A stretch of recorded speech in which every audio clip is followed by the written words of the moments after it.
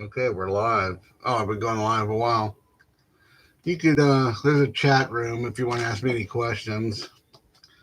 But I haven't read for a while. I've been like working on let's see, let me get in here. It's kind of dark in here. Um I've been writing some short stories and I almost finished like I think the longest one. It might be the it seems like I first thought it was going to be a standalone story, but it might be part of the book. It's going to be a short story. It's going to be 12 short stories, and then there's going to be a 13th.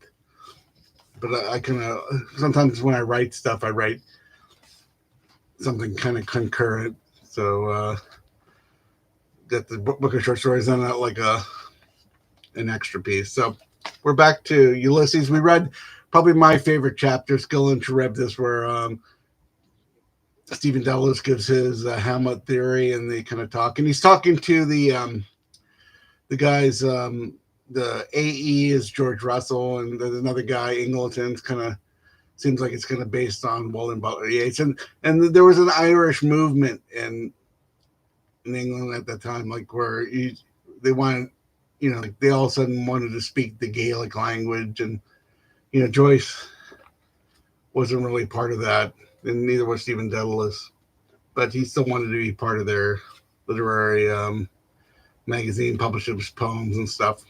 So let's read a little bit of The Wandering Rocks. The Wandering Rocks is like 19 chapters. It goes on for about 30 pages, about the same as chapter 9.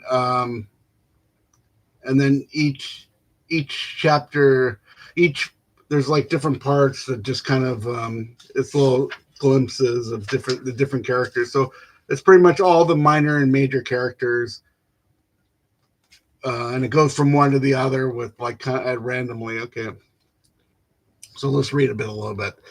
The superior, the very Reverend John Comney, S.J., reset his smooth watch in the interior pocket as he came down from the Presbyterian steps, 5 to 3, just timing to walk to Artane. What was that boy's name again? Dignam? Yes. Very dignam e justum est. Brother Swan was the person to see. Mr. Cunningham's letter. Yes, oblige him if possible. Good, practicable Catholic. Useful at mission time. A one legged sailor swinging himself onward by lazy jerks of his crutches growled some notes. He jerked short before the convent of the Sisters of Charity and held out a peaked cap for alms towards the very Reverend John Comney, S.J. Father Comney blessed them in the sun, for his purse held, he knew, one silver crown. Father Comney crossed the Mountjoy Square, he thought, but not for long. This of soldiers and sailors whose legs had been shot off by cannonballs, ending their days in some pauper ward, and of Cardinal Wolsey's words, "If I had not served my God as I had served my King, he would not have abandoned me in my old days." He walked by the tree shade of sunny winking leaves, and towards his wife, and towards him came his wife, the wife of Mr. David Sheehy, MP. Very well indeed, Father. And you, Father? Father Comney was wonderfully well indeed. He would go to Buxton, probably for the waters, and her boys were getting on well at Belvedere. Was that so? Father Comney was very glad indeed to hear that. And Mr. Sheehy himself still in London. The house was still sitting, to be sure it was. Beautiful weather it was, delightful indeed. Yes, it was very probable that Father Bernard Vaughan would come again to preach. Oh, yes, a very great success, a wonderful man, really. Father Comney was very glad to see the wife of Mr. David Sheehy, MP, looking so well as he begged to be remembered. And Mr. David Sheehy, MP, yes, he would call certainly. Good afternoon, Mrs. Sheehy. Father Comney doffed his silk hat and smiled as he took leave at the jet beads of her mantilla ink shining in the sun, and smiled yet again in going. He had cleaned his teeth, he knew, with uh, arcanate paste. Um, Father Comney walked, and walking smiled, for he thought on Father Bernard Vaughan's droll eyes and cockney voice. Pilate, why don't you back that owling mob? A zealous man, however, really he was, and really he did great good in his way, beyond a doubt. He loved Ireland, he said, and he loved the Irish of the good family too, would think of it. Welsh, were they not? Oh, lest he forget that letter to Father Provincial. Father calmly stopped three little schoolboys at the corner of Mount Joyce Square. Yes, they were from Belvedere, the little house. Aha! And were they good boys at school? Oh, that was very good now. And what was his name? Jack Sohan, and his name Galahar. And the other little man, what was his name? Brunny Lynham. Oh, that was a very nice name to have. Father Comney gave a letter from his breast to Master Bunny Lynham and pointed to the red pillar box at the corner of Fitzgibbon Street. But mind, you don't post yourself into the box, little man, he said. The boy six-eyed Father Comney and laughed. Oh, sir. Well, let me see if you can post a letter, Father Comney said. Master Brunny Lyman ran across the road and put Father Comney's letter to Father Provincial in his mouth of the red letter box. Father Comney smiled and nodded and smiled and walked along the Mountjoy Square east. Mr. Dennis J. McGeaney, professor of dancing and company, in silk hat, slate frock coat, and silk facings, white kerchief tie, tight lavender trousers, canary gloves, and pointed patent shoes, walking with his grave deportment, most respectfully took the curbstone and passed Lady Maxwell at the corner of Digham's Court. Was that not Mrs. McGinnis? Mrs. McGinnis, stately, silver hair, bowed to Father Comney from the farther footpath along which she sailed, and Father Comney smiled and saluted. How did she do? A fine carriage she had, like Mary, Queen of Scots, something. And to think that she was a pawnbroker. Well, now, such a, what should he say? Such a queenly mien. Okay, well, let's stop there. It's going for a while. So, so this chapter, it's 18, 19 chapters. There's episode 10, and it's like in the Dublin afternoon. They're all short. They did pick some simultaneous action and some like all these things like take place at the same time. Father Comney, which I just read, travels from his Dublin school to a suburban school to try to get Patrick Digham's son admitted for free. Comney walks on the tram station, passing a one-legged sailor, three schoolboys, and others. He gets on an outward tram, notices a poster of Eugene Stratton, and thinks about missionary work, and he gets off at Haworth Road. And he sees a young couple and blesses them. The second one has Corny Keller examines a coffin lid and then gossips with the policeman. And the third part is a one-legged sailor crutches up Algo Street singing a patriotic English song, asking for alms. He passes Katie and Body Daedalus, a woman's arm. Molly throws a corn out of a window for a sailor.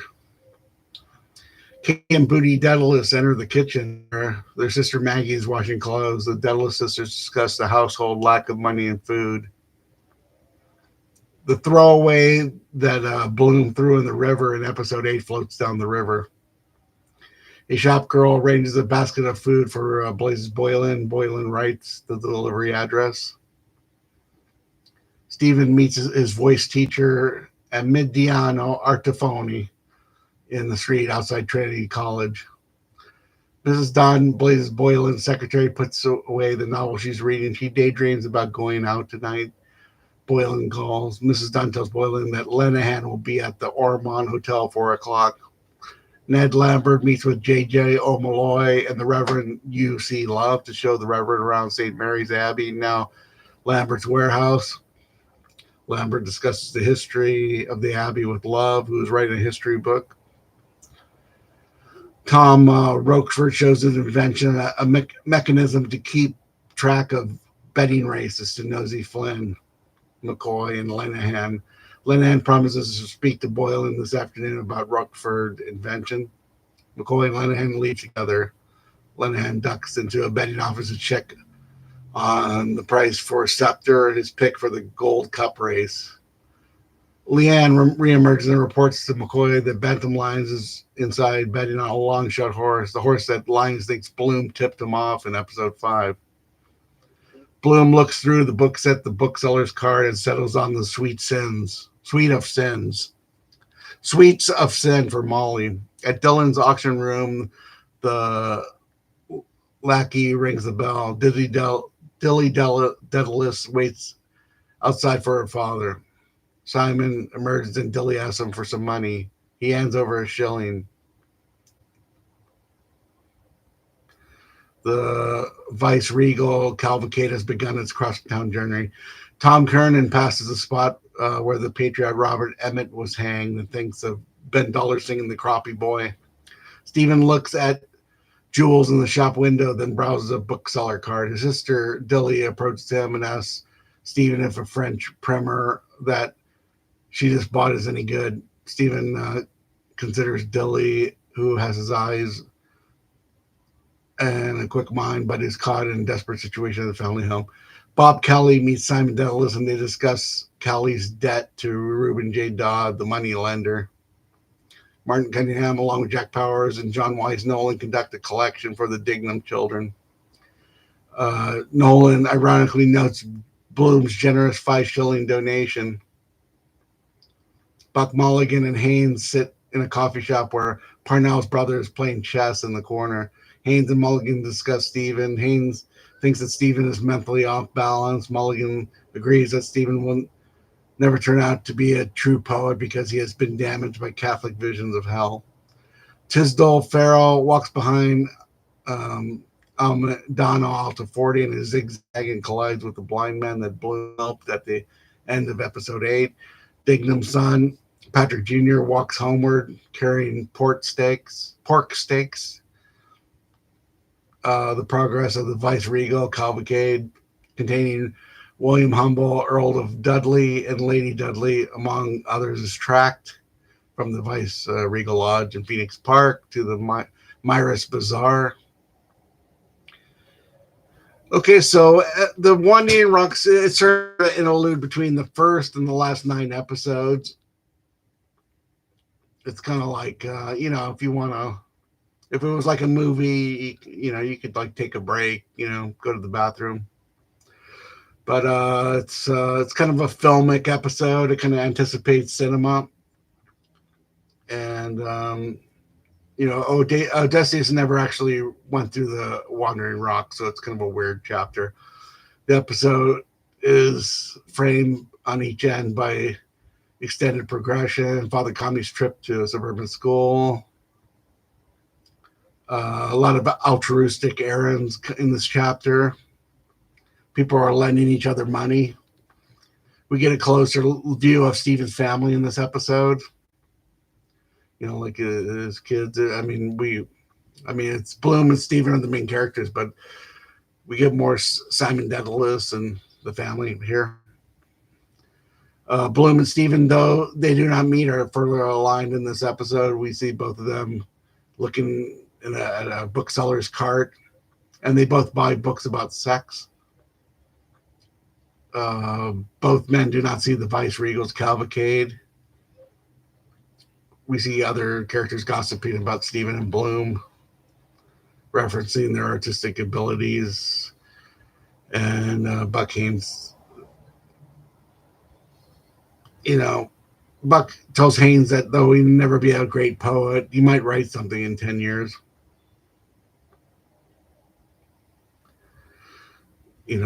Okay, so, and let's see, the schematic alignment of Stephen and Bloom prepares us for the climatic meeting to come and prepares us to see their relationship as potentially something other than father and son.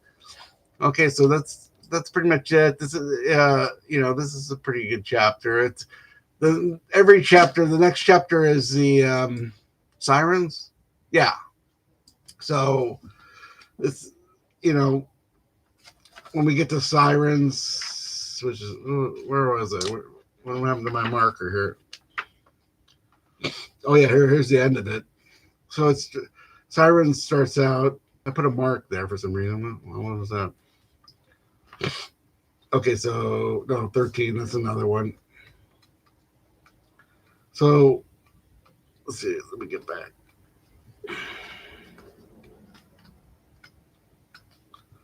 So where am I? 12. No. Okay. Yeah. Like I think this is. So let me just get to the beginning of it because yeah, 11. So where that was chapter 10, and then 11. This is the first one that's kind of written out almost like a musical score. So it's a little bit different. So there's about 4 or 5 chapters in a row where the form of the it takes place. So we had up until chapter 9, it was pretty straightforward, except for that one chapter with the newspaper titles kind of broken up because it was taken to the newspaper office. Uh, Wandering Rocks 10 is kind of episodic, and then each chapter there's like some kind of quality up until I think up until the end, like the last 9 chapters. There's like some kind of quirk that kind of differentiates it from the other chapters. So let's see where we are. Okay, so no questions, nobody alive. Yeah, I've been working on my own writing, and I've been let's see what else have I been doing. Been doing some drinking too and writing, and so yeah, definitely 5 days, and just I mean, because I wrote some of the manuscripts in writing, I had to like transfer them over the computer, and such a arduous task. So I don't know. I think like you're talking about that in Joyce. I think Joyce wrote everything in longhand and had someone type it up for him. As far as I remember looking at his manuscripts. And then Finnegan's Wake, he actually dictated it because by the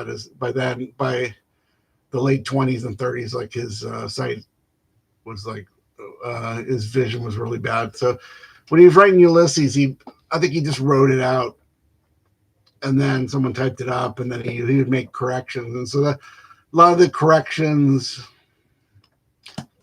that were made for this issue, this 84, the Garbler edition 84, were like taking in all the like marks he made like after the book was done, and there was like mistakes or typos, and there was like I don't know, I'm trying to remember, maybe a few thousand mistakes or typos, or because like just the way. So that's what I'm doing now. I'm like I'm taking all these texts and